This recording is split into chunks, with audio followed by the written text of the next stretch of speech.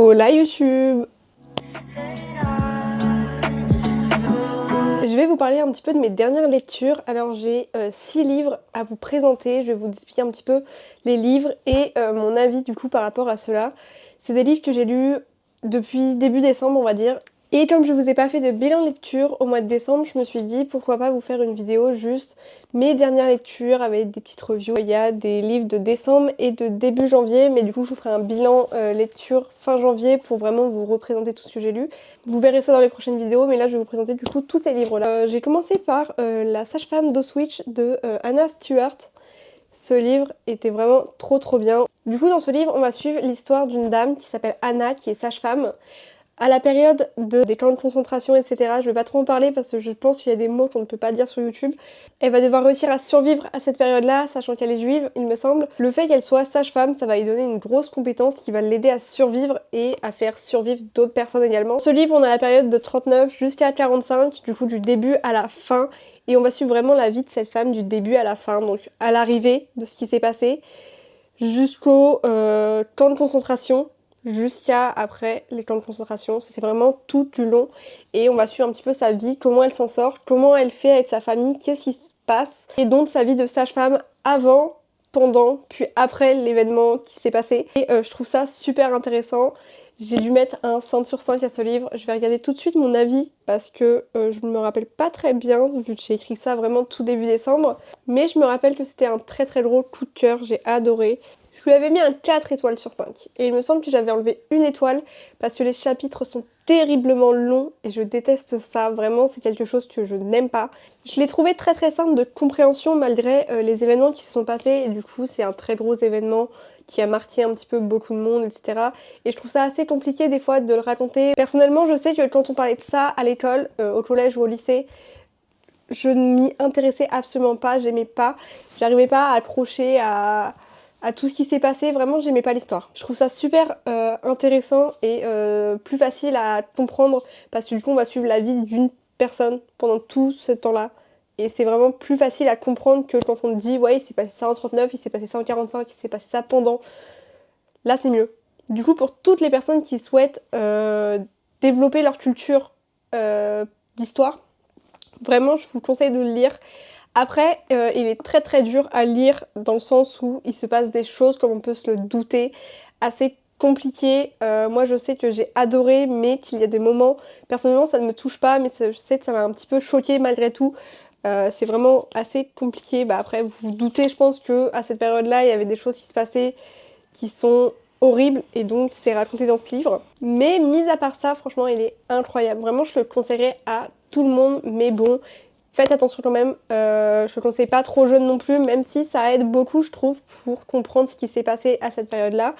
Il reste quand même compliqué à lire. Donc voilà. Et le livre est inspiré d'une histoire vraie, c'est ce qui le rend encore mieux, parce qu'on se dit que tout ce qu'on lit, c'est peut-être une histoire dans ce livre, mais ça a été la vraie vie d'une personne. Et je trouve que ça fait super mal au cœur de dire qu'une personne a vécu ça, et je pense qu'on peut se rendre compte de la chance qu'on a nous actuellement de vivre ce qu'on peut vivre par rapport à eux ce qu'ils pouvaient vivre à leur époque.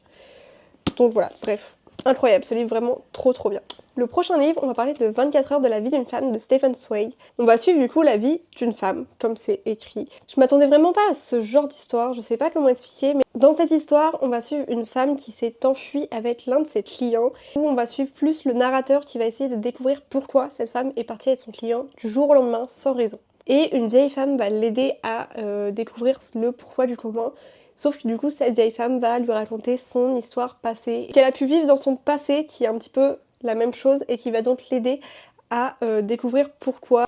Des fois, une personne prend une décision sur un coup de tête, part du jour au lendemain, ou fait quelque chose d'inattendu, et en fait, c'est pas si inattendu que ça, c'est vraiment un suivi d'instinct, c'est vraiment fait parce qu'on a envie de le faire. Je sais pas trop comment expliquer ce roman, personnellement je m'attendais pas du tout à ça, c'est mon problème parce que je ne lis pas les résumés des livres. Je m'attendais plus à une histoire d'une femme, je sais pas, peut-être un truc assez féministe ou quelque chose comme ça. J'étais un petit peu déçue. En plus, la première partie du livre est très longue, les chapitres aussi sont assez longs, du coup ça m'énerve un petit peu, mais je sais que j'ai eu beaucoup de mal à rentrer dans l'histoire. C'était vraiment juste un truc intéressant, mais rien de plus. Ensuite, le prochain livre, c'est Devenir zéro de Anthony McCarten. Celui-ci, je l'ai lu pour un projet, je vous sors une vidéo très très bientôt sur l'événement que je vais réaliser dans ma ville par rapport à ce livre avec les éditions J'ai lu et du coup Devenir zéro, qui est donc un livre où on va suivre une organisation qui va organiser une traque pour tester un petit peu comment ils s'en sortent pour traquer les personnes. Ils vont prendre du coup 10 participants qui vont être 10 bêta-tests, qui vont être nommés les zéros. Et donc ces 10 personnes qui ont été nommées un petit peu au hasard vont devoir disparaître de la population, de la surveillance, des réseaux sociaux, des caméras, de tout. Leur but c'est de ne pas se faire retrouver. Et l'organisation Fusion vont devoir les retrouver grâce à leurs intelligences artificielles. Ils ont plein de trucs qui font qu'ils arrivent à retrouver des personnes assez facilement. Et l'organisation Fusion font ça pour relever un défi, pour pouvoir par la suite réaliser une application ou quelque chose comme ça avec la CIA pour vraiment pouvoir traquer des méchants dans la vraie vie. Mais du coup dans ce livre on va surtout suivre les zéros qui vont disparaître et on va suivre un petit peu leur track. Donc on va avoir les différents points de vue de certaines personnes, comment elles sont faites pour se cacher, comment elles sont retrouvées.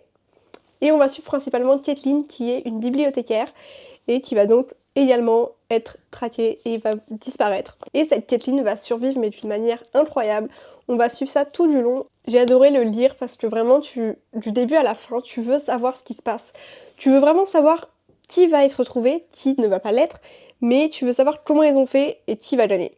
C'est vraiment le but de l'histoire. Il est assez long à lire mais vraiment ça se lit super rapidement parce qu'il est très addictif. Très intéressant et franchement j'ai adoré. Il vient de sortir en librairie, si vous voulez vous le procurer. Il est sorti là début janvier, donc foncez, franchement c'est incroyable. Ensuite on va passer à Double piège de Harlan Coben. Vraiment j'ai entendu ce livre nulle part. Personne ne parle de ce livre, je ne sais pas s'il est vraiment connu ou si des gens l'ont lu. Mais il est vraiment incroyable. Vraiment, je m'attendais pas à un livre aussi bien. C'est mon premier Harlan Coben et je pense que je vais m'en acheter d'autres parce que j'ai adoré la plume de l'auteur. C'est trop cool. Dans ce livre, on va suivre l'histoire de Maya qui a été militaire, qui a vécu la guerre, etc. Mais qui là est revenue chez elle avec sa fille.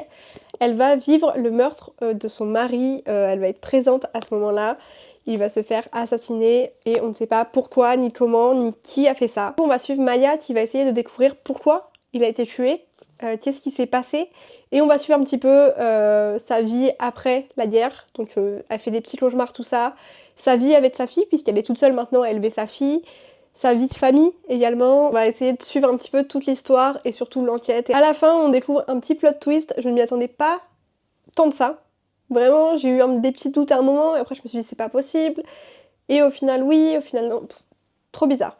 Mais vraiment incroyable. Il est super addictif, super rapide à lire. Trop intéressant et vraiment j'ai adoré le lire. Il est trop bien. Ensuite on va passer à Tant que le café est encore chaud de Toshikazu Kawaguchi. Je l'ai eu à Noël, je n'avais pas lu le résumé et je m'attendais à rien en le lisant. Mais j'aimais bien la petite couverture, je me suis dit que c'était un livre assez cool, assez chill.